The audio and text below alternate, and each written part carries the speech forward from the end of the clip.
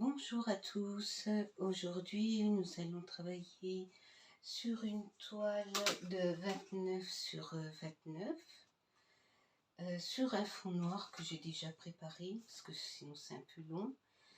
On va travailler sur du bleu nacré avec un petit mélange de bleu primaire, un vert primaire avec un petit vert nacré, un rouge brillant sans mélanger un petit peu avec du rouge primaire, un petit orange nacré et un jaune.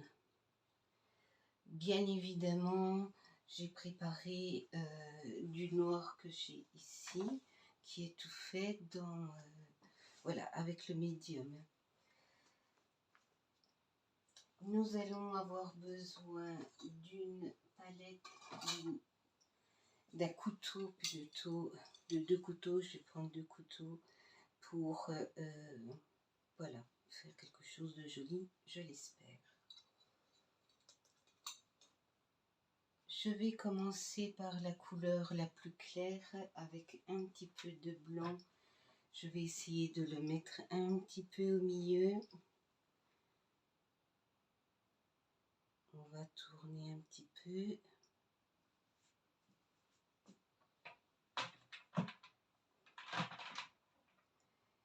Et nous allons mettre notre jaune. Alors nous allons essayer de faire quelque chose d'assez fin. Comme vous pouvez constater, mon récipient est un récipient à gâteau. Il ne se retrouvera pas sur nos hanches.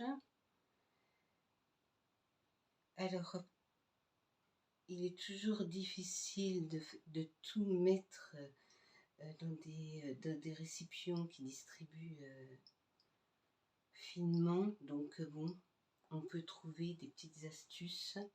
Donc là, c'est un essai. J'essaie de voir si ça peut marcher.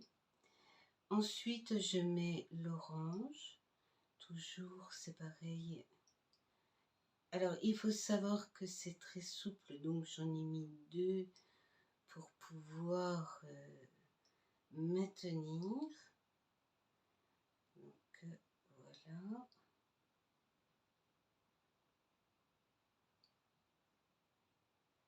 Nous allons travailler un petit peu en rond. Ensuite, on peut mettre un peu plus. Bien évidemment, la couleur qu'on veut valoriser.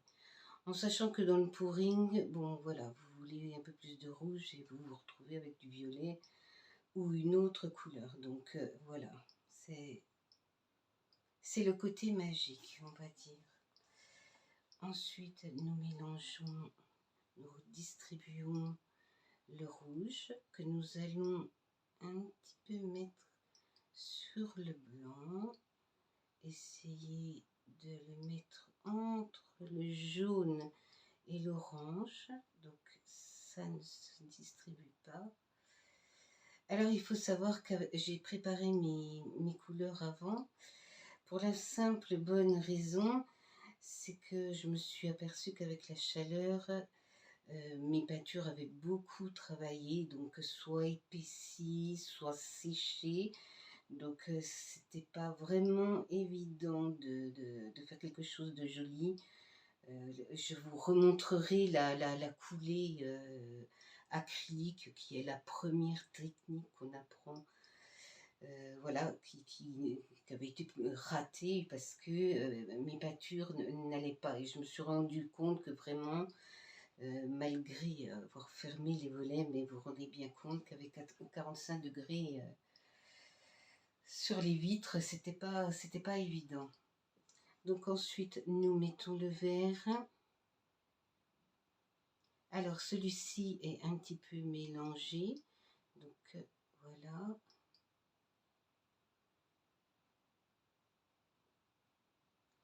Le but est toujours d'expérimenter, hein. Là, je ne sais pas du tout ce que ça va donner, en fait, hein. On va le découvrir ensemble. Je pars à l'aventure. Je pars à l'aventure, voilà. C'est exactement ça. Je n'ai pas d'itinéraire précis. Alors, bien évidemment que si vous voulez travailler au sèche-cheveux, des choses comme ça, la peinture doit être un petit peu plus fluide, hein, parce que sinon, vous voyez, là, la peinture est bien. Pour ce que je veux faire aujourd'hui, la peinture est suffisamment liquide. Mais pour le sèche-cheveux qui donne de jolis résultats, il faut quand même une peinture un petit peu plus fluide pour pouvoir bien mélanger les couleurs. Nous allons mélanger le bleu. Alors l'avantage de préparer vos peintures déjà avec du médium et les mettre, on va dire, dans des grosses pipettes, hein, voilà, c'est que si vous manque de la peinture, vous pouvez en rajouter. Vous pouvez toujours parer un manque, ce qui au début je n'avais pas, et bon, des fois c'était un petit peu catastrophe, catastrophe quoi. Donc là vous voyez, je vais remettre un petit peu là. Voilà, nous allons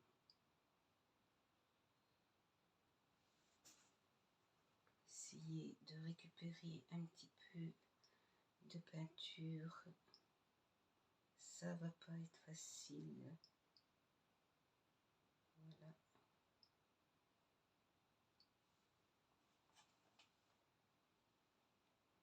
Parce qu'on croit toujours qu'on en a assez. Alors, parfois, on en fait trop.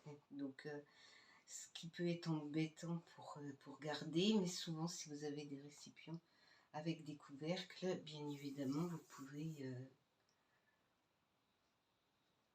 Ensuite, je vais mettre un tout petit peu de noir, en essayant vraiment que ça soit très fin. Et c'est pas très fin. J'y vais très rapidement. Voilà, c'est juste pour donner un petit peu de profondeur et de marquer un petit peu la couleur. Ensuite, vous pouvez mettre quelques gouttes de blanc. Alors, vous pouvez mettre aussi du doré. Aujourd'hui, j'ai décidé de voilà, de pas mettre de doré. J'en mets assez souvent et bon, voilà. Et donc, vous pouvez mettre d'autres couleurs, bien évidemment, mais le blanc a cet effet d'activer plus facilement les cellules, surtout s'il est transparent. N'oubliez jamais de faire, par exemple, mon bleu est opaque, mon rouge est transparent, mon blanc est transparent. N'oubliez pas de regarder sur les flacons, voir s'il y a transparent, qui n'est pas toujours le cas. Hein. Et vous avez certaines marques qui ne le marquent pas, et ça c'est un énorme problème, parce que vous ne savez pas si vous avez votre opaque, votre transparent. Comme je l'ai montré la dernière fois, j'ai par exemple celui-ci où c'est... vous voyez, c'est marqué opaque. C'est marqué opaque, vous voyez. Là, donc je sais que j'ai une couleur opaque. Le bleu, je sais qu'il est opaque parce que je l'ai acheté opaque. Celui-ci, c'est métallisé, donc c'est pas tout à fait pareil. Mais n'oubliez pas de regarder, ça évitera voilà, d'avoir toujours la même couleur. Ensuite, avec cette technique, nous partons à l'aventure.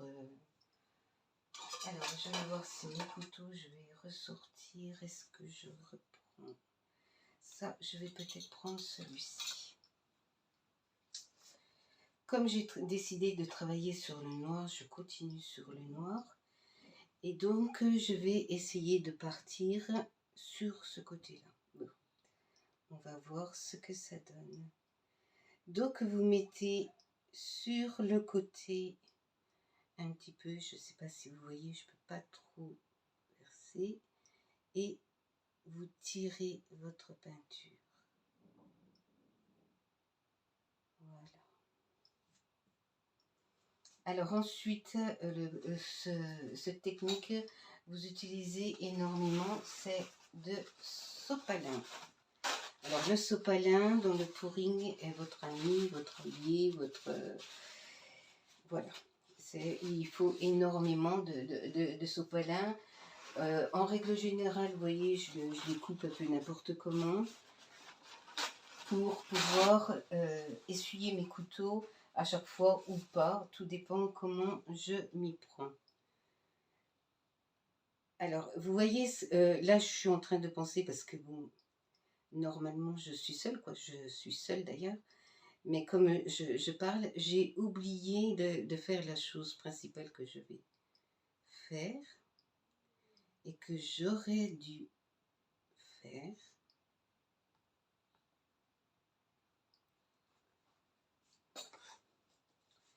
Parce qu'en plus, je l'ai dit la dernière fois, c'est avant de commencer votre travail, il faut enlever les bulles d'air, ce que je n'ai pas fait.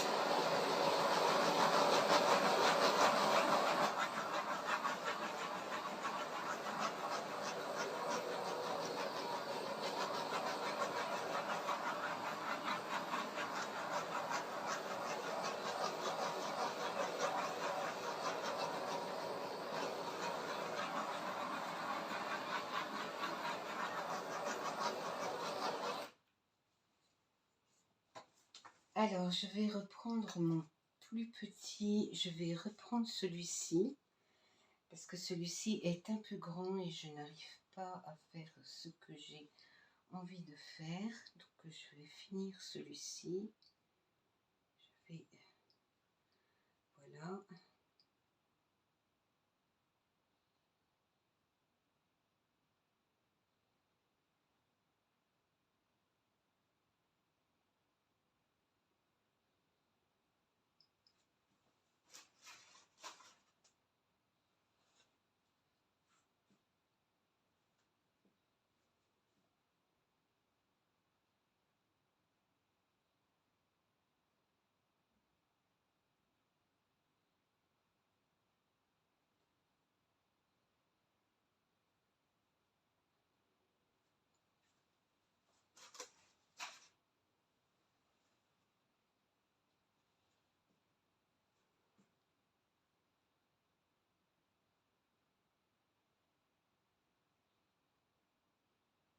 Alors, plus vous appuyez, plus vous trouvez la couleur qui est en bas. Donc, ensuite, c'est un travail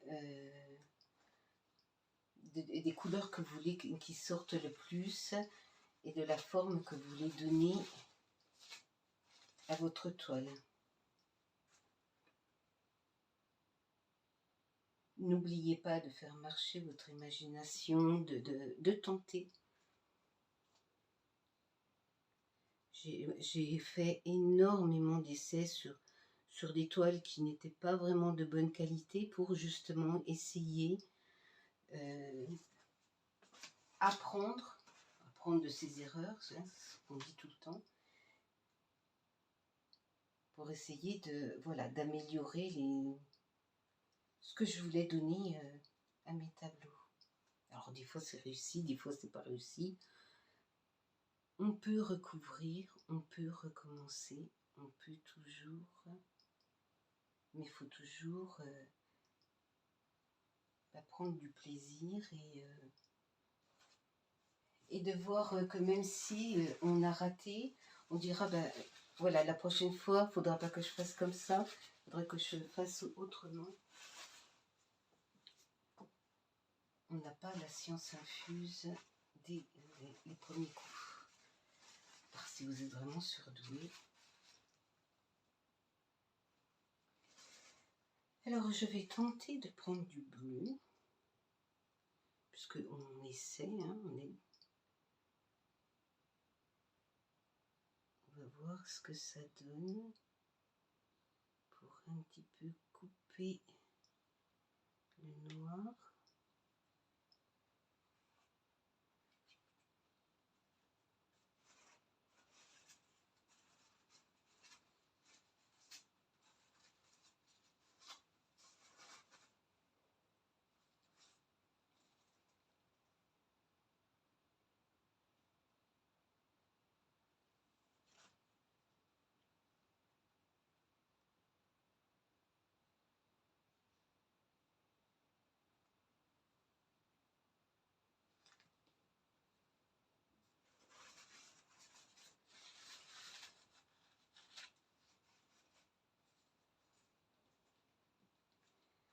Alors je vais repasser un petit peu de noir sur mon bleu parce que il est vraiment un petit peu trop bleu. Donc je vais un petit peu le recouvrir. N'oubliez pas de donner un peu de mouvement à vos peintures aussi, un petit peu de... Voilà.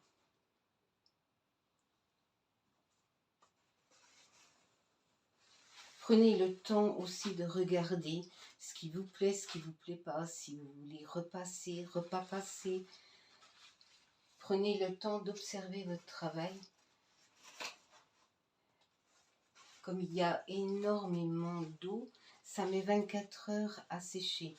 Donc bien évidemment, dans 1 heure, vous ne pouvez plus toucher parce que la peinture aura durci. Mais vous avez le temps, pendant que vous êtes là, vous avez le temps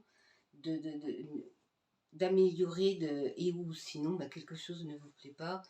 Comme je vous l'ai dit l'autre jour, vous prenez et paf, vous recommencez. C'est pas forcément mieux parce que souvent les premiers jets sont souvent les meilleurs, il faut être honnête.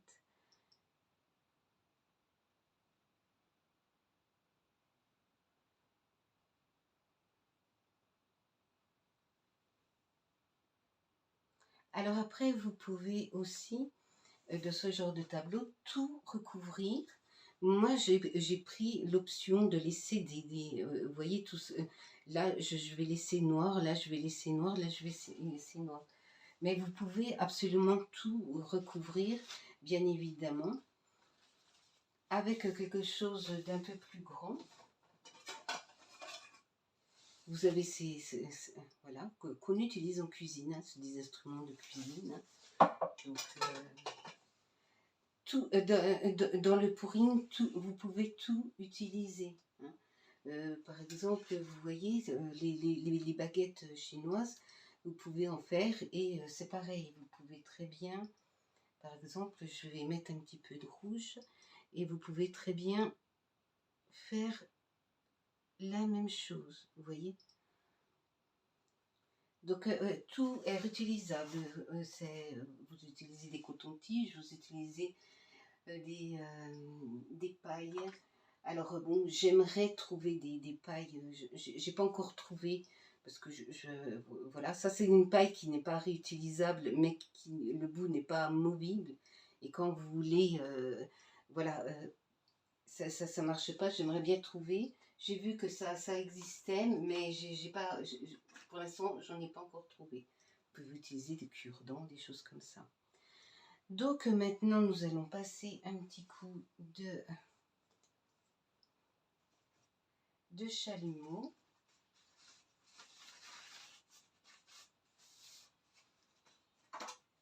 Pour voir si...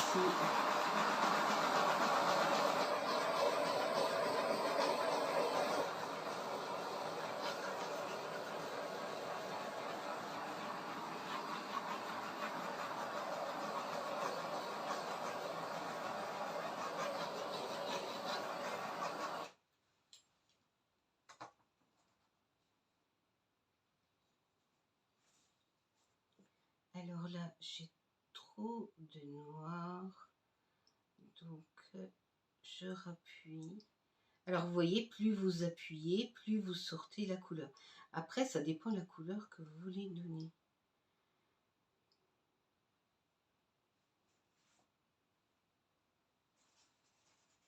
Il est préférable de nettoyer à chaque fois Parce que étant donné que vous mélangez les couleurs, après ça fait un aspect plutôt boueux. Ça fait pas propre. Ça fait trop mélanger. Donc il faut mieux nettoyer à chaque fois et refaire sur quelque chose de propre. Donc vous voyez là, je vais essayer de trouver, voilà. Alors vous pouvez faire des formes, hein.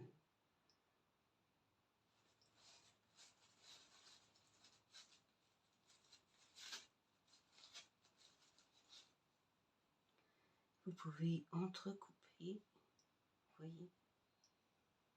Ça donne des petits